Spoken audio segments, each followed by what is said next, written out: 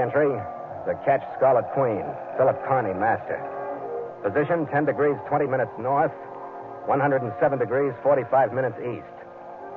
Sky fair, wind fresh. Remarks, departed Bahia after losing 2 passengers. Reason for loss, the Green Tourist and the Temple Bell.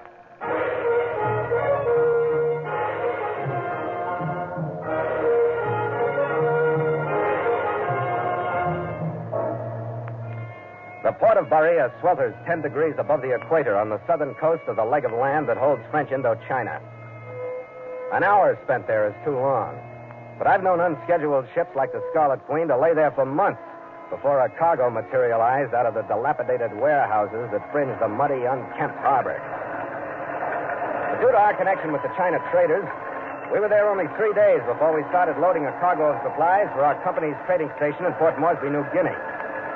And not 2 hours after the whine of our winches and the swing of our cargo booms started to tell the harbor that we'd be headed out soon, 2 Americans arrived to buy passage across the China Sea to British North Borneo. Captain Kearney? Yeah. My name is Matthias, Captain. Edmund Matthias. Oh, yeah. China Trader's office told us to expect you, sir. This is my son, Stanley. Glad to know you, Stan. Thanks, Captain. Mighty happy to be aboard.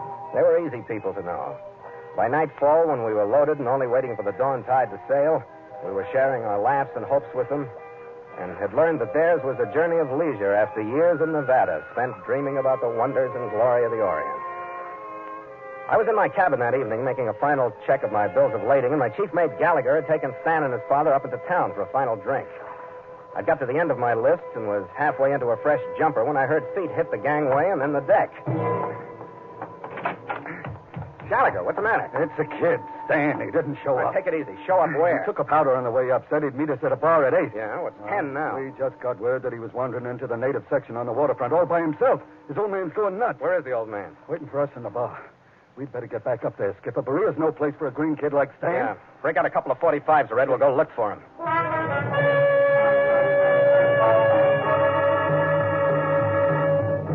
And so Mutual continues The Voyage of the Scarlet Queen, written by Gil Doud and Bob Tallman, and starring Elliott Lewis.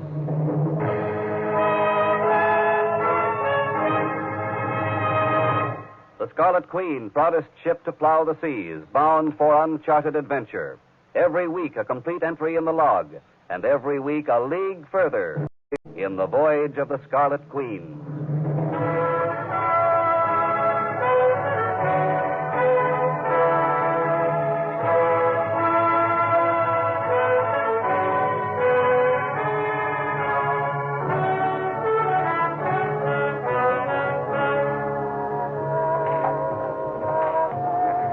There he is, Skipper. That side tape.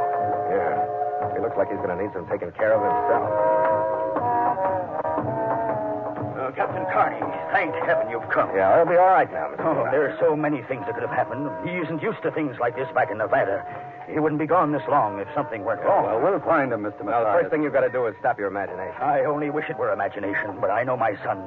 He promised to meet us here over 2 hours ago, and he hasn't arrived yet. I know that nothing but an accident, or I know that nothing would detain Stan if he could help it. What shall I do, Captain? What shall I do? Now, first try to calm down. I'm sorry, but you must know how I feel. Well, sure I do. Now, who told you that they'd seen Stan, and what kind of a line did they give you on it? Oh, it was one of the natives that worked at the hotel. Uh-huh.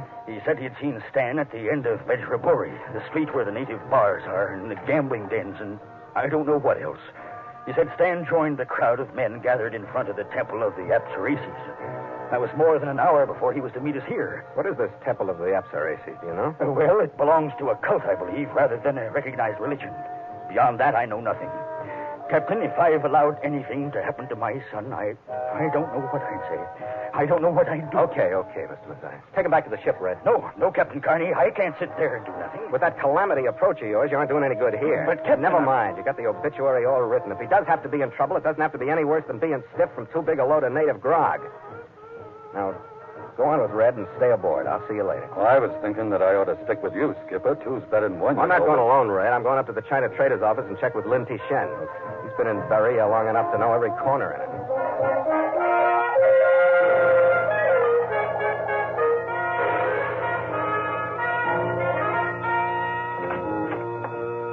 All righty, Hans. Oh, my visitor is you, Captain Kearney. I'm sorry to bother you at this time of night, Ling Tishen. One time is like the other. There's no bother. One of my passengers is missing, the young one, Stanley Mathias. Went to Bejraburi Street. He could be happy on that street, but since he is accidental, only briefly, I think. Oh, well, I'm going down to look for him. It would be my honor to go with you. Oh, thanks, Ling. Oh, incidentally, he was seen by a native in front of the Temple of the Apsareses. Then, Captain, it is my misfortune to tell you that your concern is well-founded. It is a place of evil, asking the benevolent forgiveness of my ancestors. We will go there that you may see.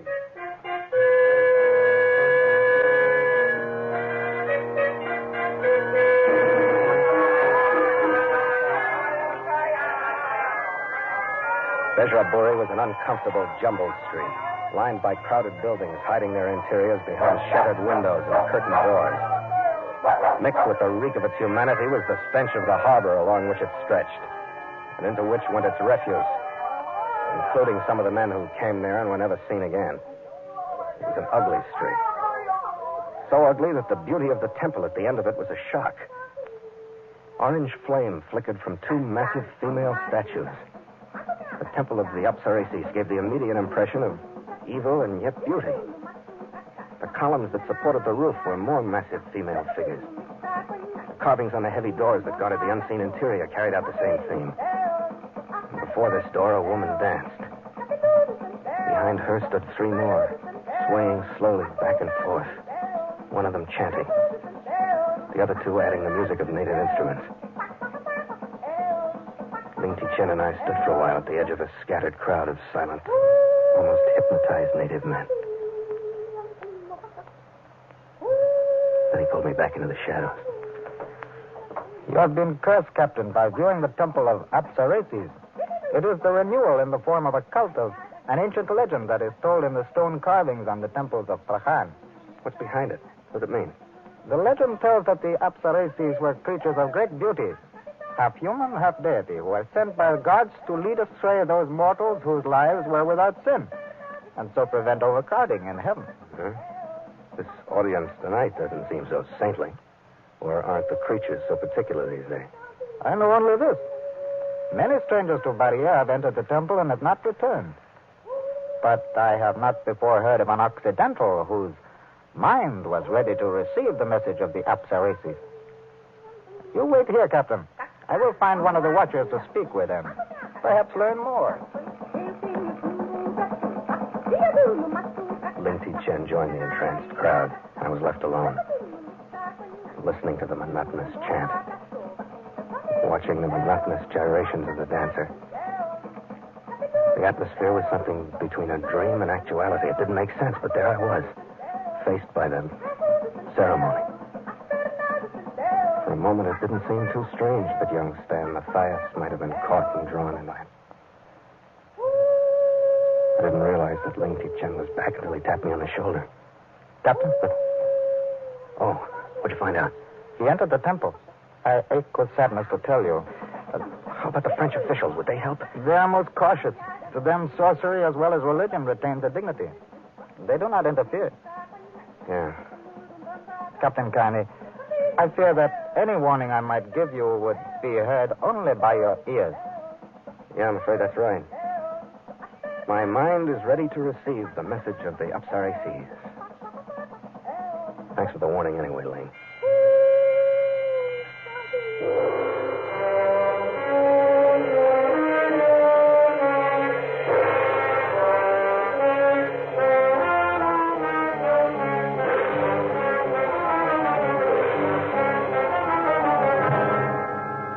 It wasn't long, maybe 20 minutes after Ling Ti-Chen left, that the chanting stopped. I moved up through the crowd to catch any cues that were thrown to the chosen, who were to be allowed entrance into the Temple of Apsareses. The first move was easy. The massive door swung open on an interior dimly lit by more flickering flame. I followed the 7 or 8 natives who moved forward in response to the appeals and gestures of the women. 2 of the natives were turned back after brief questioning that I didn't understand. When the hostesses saw me, I caught the quick glances that snapped between them. One of them stopped me just outside the door. What you want? I want to go in the temple. You not belong here. You I go. belong here, all right. I don't want to go in. You belong Baria? No. What you want? I want the other man like me. He came in before. You no I come. want to find him. I go in if I have to burn the temple down. You no belong here. You want come, you come. You no belong here. The look she gave me was entirely different from the sultry looks the natives were getting. The big doors swung shut as we entered the narrow hallway. It was bathed in an orange glow from the flames, permeated by incense smoke that swirled up from the fire urns. From the fascinated expressions of the men, there must have been great promise in the words from the woman who spoke. We followed them eagerly across the hallway. The door was open, and silently we obeyed their gestures and entered the room beyond. The door clicked shut, but the women stayed outside. I didn't know whether the others heard it or not, but I did. A bar slid quietly across the door, locking us in.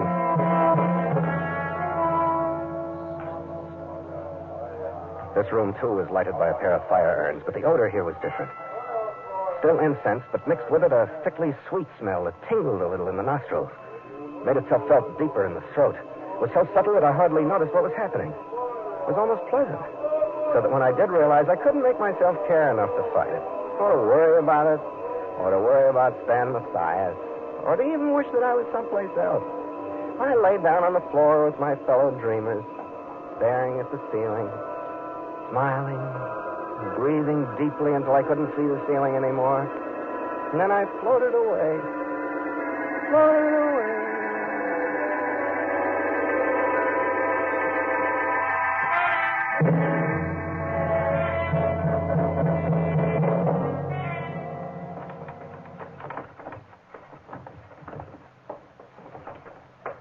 Even the hangover from it wasn't bad until I remembered what I'd come for and became aware of what was going on in the room. There was no longer any feminine promise about it. Two squat, powerful natives wearing razor-sharp creases in their sashes were in the room.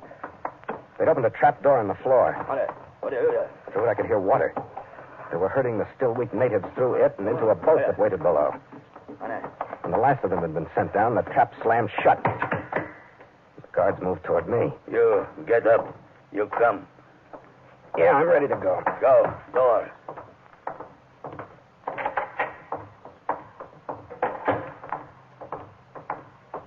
Where to? Where are we going? You go. Princess Negor. Who's Princess Nagor? She high priestess, his temple. She high Apsaras.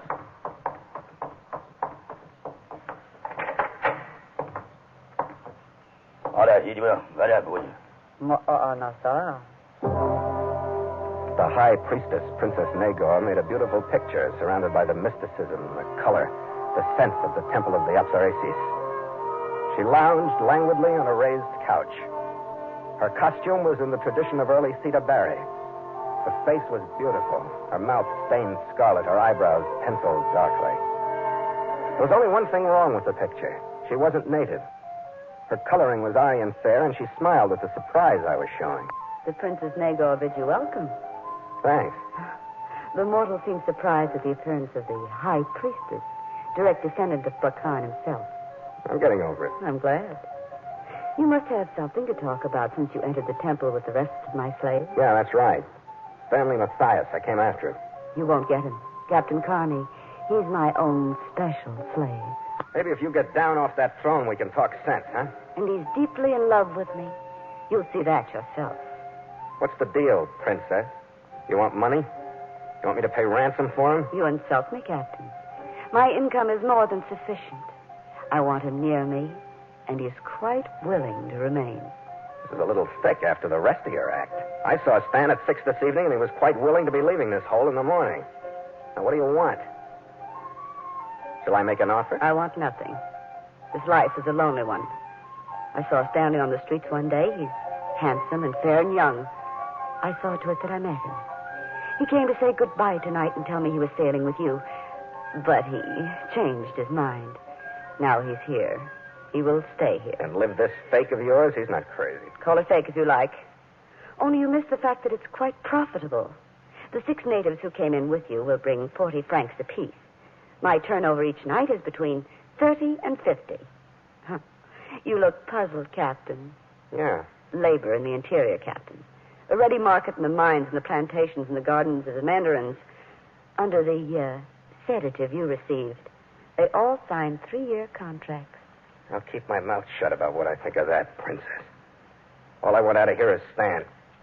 Prisons are tough on the equator. I don't think he'd do so well sharing that with you. Captain, I don't want to argue with you. Why don't you talk to Stan? Maybe you remember that's why I came. I really don't know why I bother, except that I like to make righteous men like you swallow their words. I'll have him come in, but in case you have any rash ideas, please remember the guards. I'll try to remember them, Princess. I'll try to.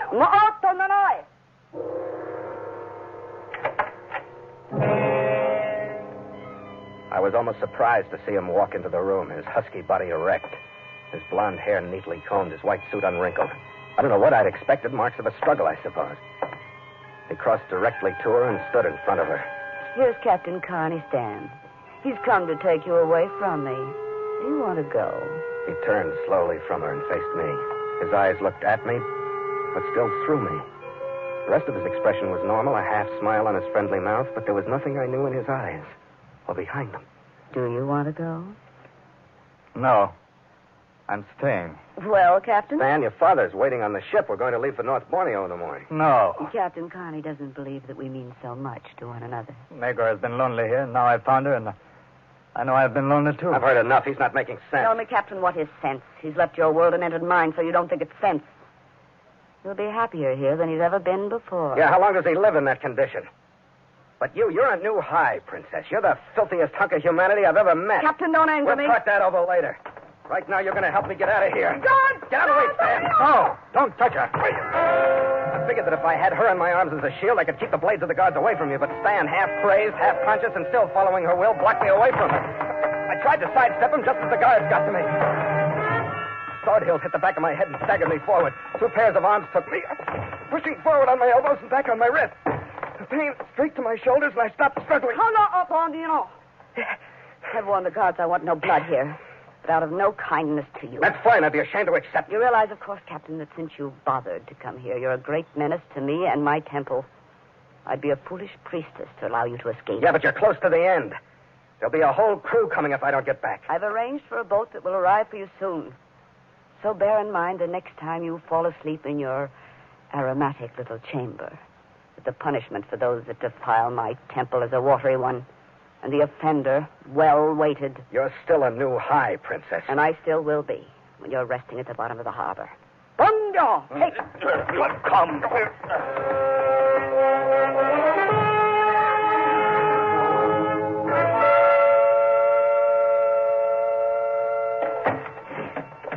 My only advantage over the last time the door closed on me was that at least I knew what was in the room with me and I knew where it came from. As soon as the guards were out of hearing, I knocked the fire irons off of their pedestals. I stomped the charcoal embers that burned under the drug, holding a handkerchief over my nose.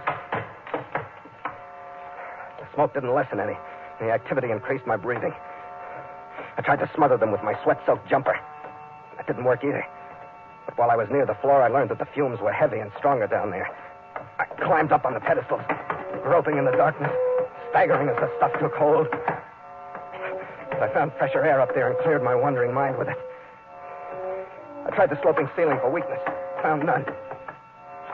Filling my lungs, I went to the floor again. Groped for the trap door. It was solid and immovable. I found the heavy base of one of the urns, climbed back on the pedestals to hold out as long as I could. The clean air held for a while, but wondering when the strength of the fumes would climb to me made each breath I took an adventure. The relaxation set in. And my dreams were of a canted deck, swept by cool spray and clean, fresh air. And I shook my head to bring myself back, and shaking it, I wasn't sure whether the sound I heard was real or not. I gritted my teeth to stay with it and heard it again. A movement outside the door. I got to the floor by the time the bar rattled the first time. Staggered across the room by the time it slid free. Was waiting when the door opened and the first guard, a rag at his nose, walked slowly into the unexpected darkness. When he was in position, I crashed the heavy pedestal base down on his head. I grabbed him as he slumped. The other guard, blade held chest high, rushed. I lifted the body to take the thrust. I left him hanging there, stepped around him, and caught the other guard with my weapon before he could recover his stance.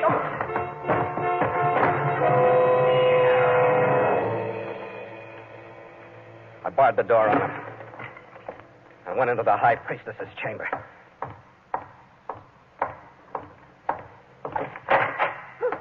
What is it? What what's happened. Come on, Stan. Snap out of it. Let's go. No, you can't. He's going to stay. Where are my guards? Come on, Stan. He's going to take you away from me, Stan. Don't let him. Fight, Stan. Fight so you can stay with me. Get away from her. Get away from her. Fight. Get away from her.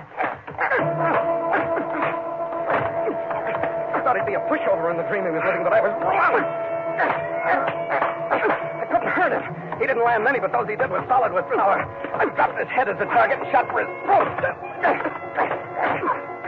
He was like dead flesh. He didn't feel anything, and my own weakness was coming back to me. I put one into his solar plexus that rocked him. I put another one in, and another one.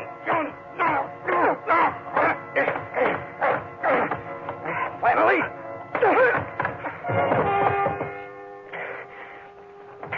Then I looked at the princess. She was gone. I unlocked the door that I barred on the guards, then I went to the big fire urns in the entrance hall, tilted them so that the flames licked up the walls. Bent down, threw Stan over my shoulder, and left.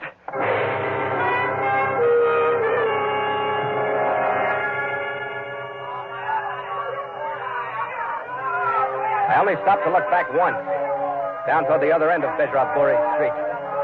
Healthy flames were licking up through the roof of the temple of the Apsparaises, and excited crowds were running toward it.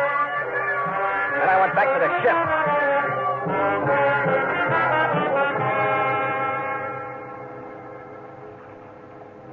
Well, I hope we haven't delayed you too long, Captain. It's long after your planned dawn departure. No, we have plenty of time, Mr. Matthias. But I did want to see you. The doctor sent Stan up to a hospital in Saigon, and he was almost back to normal before he left. He says he hopes you understand, Captain. If anybody does, I do. I got a whiff of that stuff myself. He doesn't remember a minute of it. No? Well, you tell him from me he's lucky. And that the French officials got his girl. She started life as plain Hortense Croft in Milwaukee, Wisconsin. It's quite a descent from that to High Priestess of Berea. Yes, I'm Yeah, I'm sorry, too, Mr. That it happened and that you can't make the crossing with it. Captain, one is so limited in Berea, but I'd like you to have this. Well, splashes. Sounds good. Thank you. Of course, anything I'd say in thanks would be completely insufficient. But, Captain, if you ever get to Nevada, we'll try in some way to repay you. Wow, thanks. I'm in mining, just outside Ely. And if you ever get sick of this life and want to settle down, just let me know. My hand on it, Captain. I promise you a position. I'll keep that in mind, Mr. Matthias. I'll keep that in mind.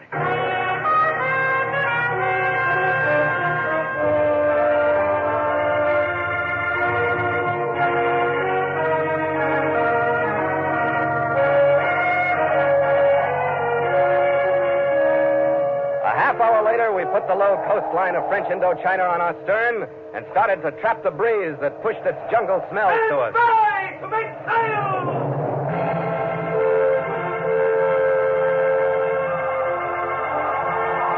There was a long leg ahead of us to Port Moresby, and the crewmen, looking forward to the even flow of sea life, snapped to their stations at Red's command. Port sheet! Make sail!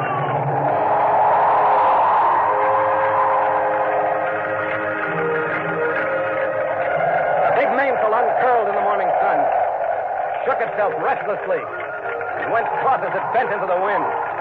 The jib snapped out. The mizzen swung into place. The lee rail settled down toward the churning water, and the Scarlet Queen took the bone in her teeth and fought the swells that rose up before her. She's a great ship, Skipper. She likes her work. Yeah, she'll do for me. Well, what are you going to do with her in Nevada, Skipper? I hear they got a desert there. Oh, well, that's when I get sick of this life, remember? I don't know, Skipper. He's probably got a good, soft desk job for you and a wealthy daughter for you to marry. Well, is that bad? Then I could subscribe to Yachting Magazine. No yachts in Nevada. But you could do your traveling in a deck chair on one of those big ocean liners. Oh, stop it, Red. You're making me seasick. Well, but he did hit one vital spot. Yeah? The bottle he gave us. Better try it, huh? Yeah. He's got a heart. And a sadder but wiser son. But we got a ship. Here, Skipper. To the Queen. To the Scarlet Queen. After you, mate. After you.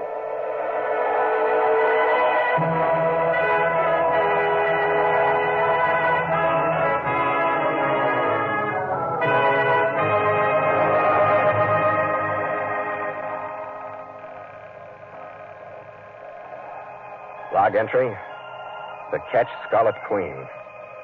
5:30 p.m. Wind brisk. Sky fair. Mainsail and mizzen reefed. Ship secure for night. Signed, Philip Kearney. Master.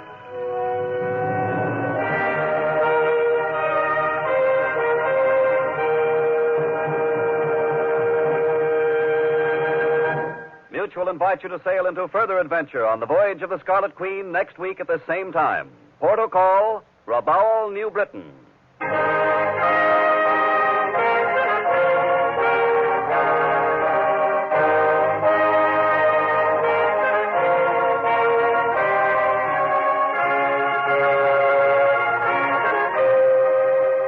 Voyage of the Scarlet Queen stars Elliott Lewis as Phil Kearney with Ed Max as Gallagher. And tonight featured Gloria Blondell as the Princess with John Daner and Ben Wright. Music scored and conducted by Richard Arant. The Scarlet Queen, produced by James Burton, is written by Gil Doud and Bob Tallman.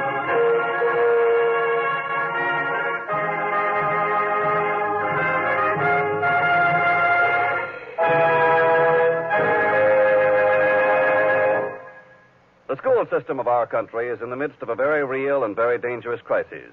There are 2 million children of school age who should be in school but are unable to attend because of the lack of facilities. Look into the school conditions in your own hometown. They may need your aid. This program came to you from Hollywood.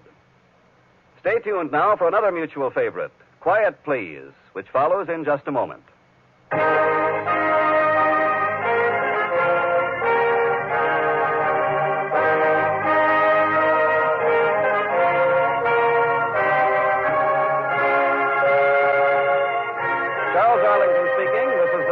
Broadcasting System.